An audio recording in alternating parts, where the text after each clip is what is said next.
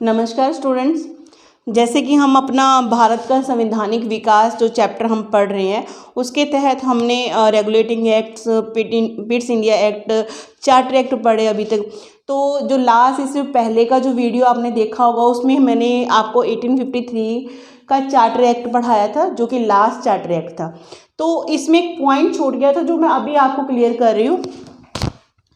East India company के महत्वपूर्ण important जो डेजिग्नेशन है पदों के लिए खुली प्रतियोगिता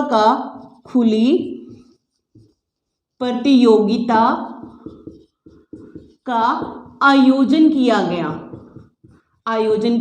जैसे इंडिया के भारतीयों के लिए ICS इंडियन सिविल सर्विसेज का भी क्या किया गया, आयोजन किया गया। तो पहली बार क्या है, भारतीय भी अब क्या करेंगे, महत्वपूर्ण जो जितने भी पोस्ट है उनके लिए क्या कर सकते हैं, अप्लाई करेंगे और फॉर्म भरेंगे, एग्ज़ाम में बैठेंगे और उनको मतलब कि पहले की तरह नहीं होगा जैसे रिकमेंडेशन की तरफ से नॉमिनेशन कर दिया जी, रिकमेंडेशन की तरफ से आके तो कोई भी उस महत्वपूर्ण पद के ऊपर जाके बैठ जाता था। लेकिन अब क्या होगा, आपको कंपटीशन में बैठना होगा, आवेदन करना होगा, फॉर्म फिल करना होगा, आप प्रतियोगिता में बैठेंगे, पेपर को क्लियर करेंगे। तो ICS का जो मतलब इंडियन सिविल सर्विसेज का जो प्रावधान है किस एक्ट के तहत भारत में बनकर आया, 1853 का चार्टर एक्ट के तहत। तो फर्स्ट पर्सन जिन्होंने ICS का एग्जाम क्लियर किया था वो कौन थे, 1864 में उन्होंने क्लियर किया था। उनका नाम था सत्येंद्रनाथ टैगोर जी ने ICS का फर्स्ट टाइम एग्ज़ाम अपना क्लियर किया था 1864 के अंदर। अब इसके बाद जो हमने पढ़ना है, हम पढ़ेंगे 1858 का गवर्नमेंट ऑफ इंडिया एक्ट। 1858 का एक्ट हम जो पढ़ने जा रहे हैं उसको ध्यान में रखना है। 1858 गवर्नमेंट ऑफ इंडिया एक्ट। इस एक्ट के टाइम पे 2-3 इंपॉर्टेंट क्वेश्चन है कि जब ये एक्ट आया था, या फिर आपसे ये पूछ सकते हैं कि 1857 की क्रांति के समय या फिर 1858 के एक्ट के टाइम पे ब्रिटेन का PM कौन था। ये क्वेश्चन काफ़ी बार पूछा जा चुका है। 1857 की क्रांति है चाहे ये इस एक्ट के टाइम पे ब्रिटेन की PM का नाम, ब्रिटेन के PM का नाम क्या है जी, पामस्टन। ये क्वेश्चन काफ़ी बार पूछा जा चुका है। और आपसे ये पूछेंगे इस टाइम पे आपके भारत के गवर्नर जनरल कौन थे, गवर्नर जनरल ऑफ इंडिया कौन थे भाई, लॉर्ड कैनिंग थे।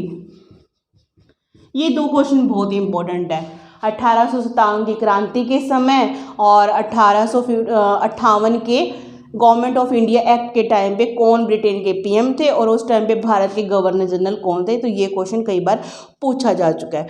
तो इस एक्ट के तहत हुआ क्या, बहुत इंपॉर्टेंट है। सबसे पहला पॉइंट जो हमें ध्यान में रखना है, ईस्ट इंडिया कंपनी का शासन का क्या कर दिया गया, अंत कर दिया गया। क्या कर दिया गया, ईस्ट इंडिया कंपनी के शासन का अंत हो गया। तो अब शासन किसके पास चला गया, सीधा ब्रिटिश क्राउन के पास। तो भारत का शासन में ईस्ट इंडिया कंपनी का तो अंत हो गया, तो हमारा शासन किसके हाथों में चला गया, ब्रिटिश क्राउन के हाथों में। महारानी विक्टोरिया के हाथों में चला गया, विक्टोरिया के हाथों में ये हमारा भारत का शासन चला गया। ठीक है जी। अब ब्रिटिश क्राउन ने भारत का शासन चलाना है तो उसको एक काउंसिल की जरूरत तो पड़ेगी ना, जो उसको हेल्प करेगी। कौन, इसके लिए ब्रिटिश क्राउन ने क्या किया, एक 15 मेंबर की कमेटी बनाई। 15 मेंबर की क्या बनाई, काउंसिल। 15 मेंबर की एक काउंसिल बनाता है ब्रिटिश क्राउन। उसमें से क्या होता है, 8 मेंबर कौन ब्रिटिश क्राउन सेंड करेगा, ब्रिटिश क्राउन के होंगे, ठीक है जी, मान लिया। और 7 मेंबर को कौन होंगे, court of directors, court of directors के ये मेंबर होंगे। ये हमने यहाँ पे ध्यान में रखना है। 8 मेंबर होंगे ब्रिटिश क्राउन के और 7 मेंबर होंगे कोर्ट ऑफ डायरेक्टर के। इसी एक्ट में अब क्या होगा, इन 15 मेंबर में से एक मेंबर को, जो ब्रिटिश कैबिनेट का होगा, उसे क्या बनाया जाएगा, भारत का राज्य सचिव, भारत का राज्य सचिव बनाया जाएगा। इसमें से 8 मेंबर्स में से एक मेंबर को क्या बनाया गया, ब्रिटिश क्राउन ने क्या बनाया, अपना कैबिनेट का, अपना ब्रिटिश कैबिनेट से वो बंदे को भेजा और उसका काम क्या था, वो भारत का सचिव बनेगा और वो क्या करेगा, आंसरेबल होगा किसको, ब्रिटिश पार्लियामेंट को। तो पहला व्यक्ति जो बन के आया भारत का सचिव कौन था, लॉर्ड स्टैनली, लॉर्ड स्टैनली।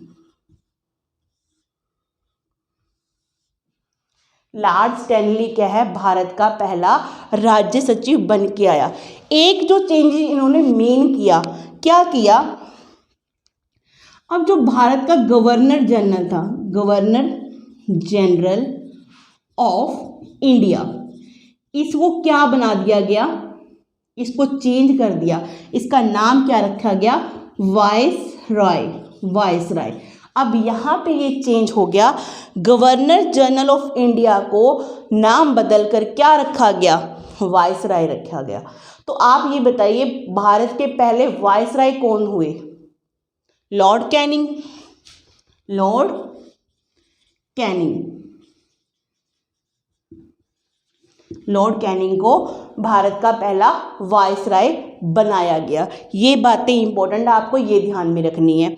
और ये जो भारत का राज्य सचिव होगा, ये अपने यहाँ की सारे भारत की देखरेख करेगा और किसको आंसरेबल होगा, ब्रिटिश पार्लियामेंट को।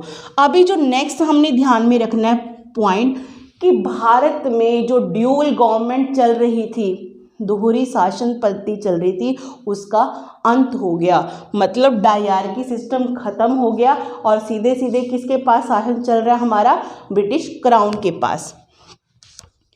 दोहरी शासन व्यवस्था का